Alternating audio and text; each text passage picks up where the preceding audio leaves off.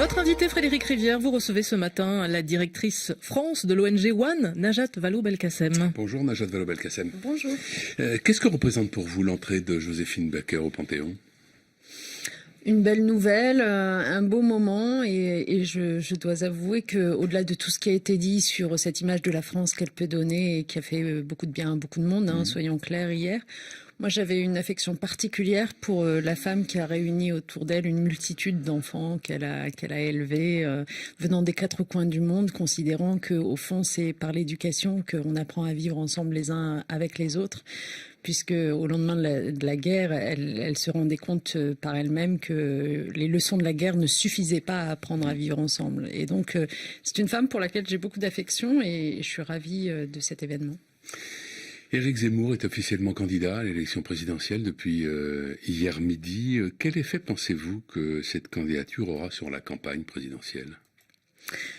D'abord, ça clarifie les choses. J'ai le sentiment, moi, que plus sa candidature devenait plausible et plus le personnage apparaissait tel qu'il était et bien moins séduisant qu'il ne paraissait au premier abord. Et donc, j'ai le sentiment que le personnage est en train de se dégonfler et que cette clarification de sa candidature va y contribuer, ce qui est plutôt une bonne chose.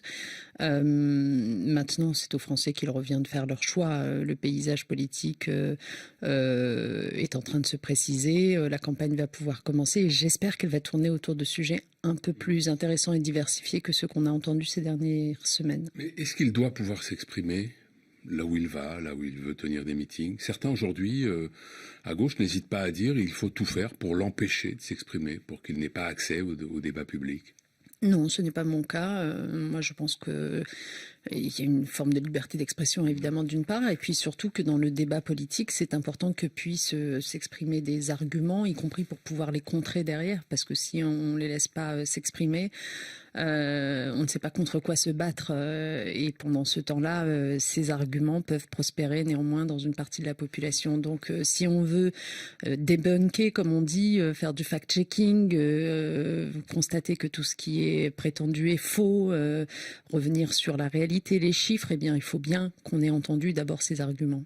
Éric Zemmour est donné aujourd'hui entre 14 et 15% des intentions de vote à la présidentielle. Aucun candidat de gauche ne dépasse les 10%, ou exceptionnellement, Jean-Luc Mélenchon parfois, qui frise les 11%. Pourquoi la gauche est-elle si faible aujourd'hui en France ? Sans doute parce qu'elle est divisée, pour commencer, et c'est un grand regret. Il faut remonter loin pour qu'elle soit vraiment unie. Oui, enfin, c'est pas si loin que ça. 2012, une élection présidentielle, j'allais dire, dans laquelle la gauche faisait meilleure figure et elle était, même si elle partait évidemment au début seule pour le premier tour, elle avait cette idée de se rassembler naturellement. Et aujourd'hui, on a le sentiment que des divergences profondes se sont creusées entre les différentes formations de gauche, et c'est ça qu'il faut lever comme idée. Il faut raconter à nouveau un récit de rassemblement possible et d'unité au sein de cette gauche. Et puis au-delà, je pense qu'on est dans une période qui est propice aussi aux discours tous plus populistes les uns que les autres et dans lesquels c'est aussi un travail de fond par la culture, par les idées, par la recherche qui permettra aux idées de gauche finalement de revenir sur le devant de la scène dans notre société. Donc il y a à la fois cette élection présidentielle, mais il y a tout ce qui se joue autour et c'est pour ça qu'on a tant besoin des chercheurs, des ONG, de la société civile.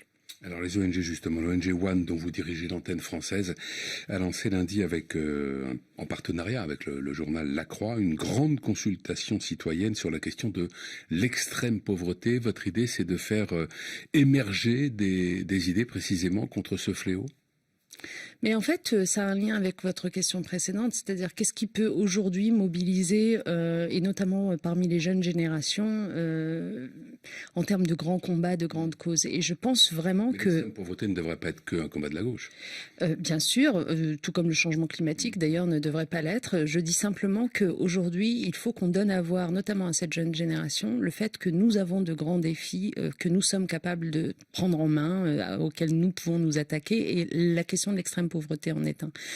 Parce que, au fond, on a démontré par le passé qu'on était capable de la réduire, cette extrême pauvreté. On est passé dans les années 90 de quelques 35% de la population qui en souffrait à l'échelle du monde à quelques 10% aujourd'hui. Simplement, avec la crise du Covid-19 et ses conséquences économiques, elle explose à nouveau. On sait qu'on va avoir près de 100 millions de personnes supplémentaires qui vont tomber dans cette extrême pauvreté, et notamment en Afrique subsaharienne, dans les pays les plus pauvres. Et donc, ce qu'on dit, c'est que il faut résolument s'attaquer. La communauté internationale, nos pays, les pays riches, doivent s'attaquer à ce sujet-là. Et on voudrait que les citoyens français, à l'approche de cette élection présidentielle, donnent leur avis sur ces grandes inégalités mondiales qui permettent à ces dysfonctionnements et à cette pauvreté de s'installer et de s'aggraver.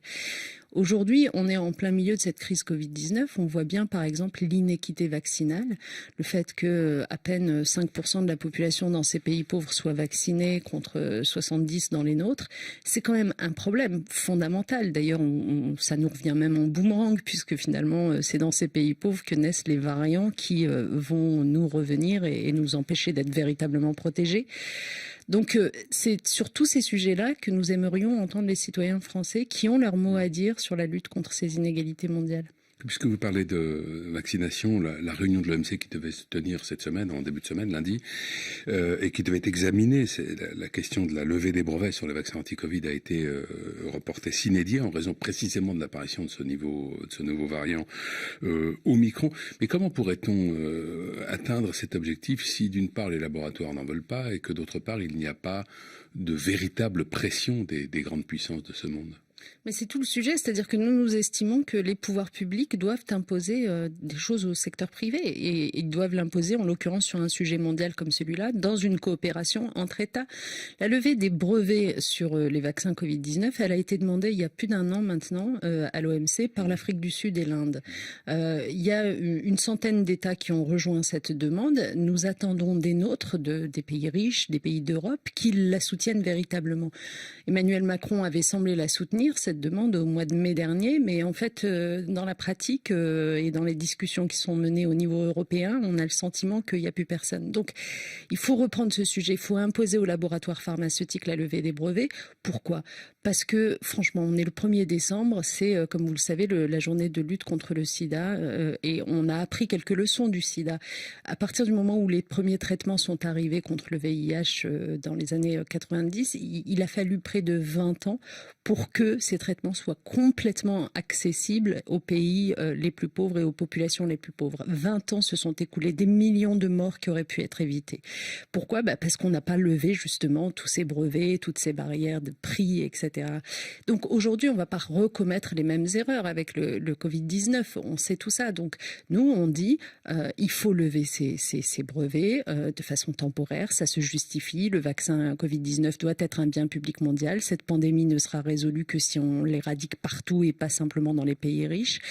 On dit il faut partager les doses de vaccins supplémentaires dont on dispose dans les pays riches qui en ont beaucoup trop commandé, et il faut un calendrier précis de livraison.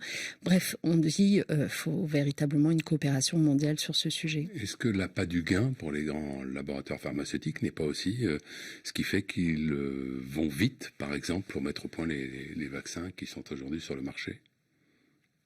Mais il faut redire à tous les auditeurs qui nous écoutent que la recherche et le développement de ces vaccins n'a pu se faire que parce que ce sont les pouvoirs publics qui ont mis de l'argent, des milliards, des dizaines de milliards de dollars qui ont été injectés par les États, donc par nous, les contribuables, pour que ces laboratoires pharmaceutiques produisent ces vaccins.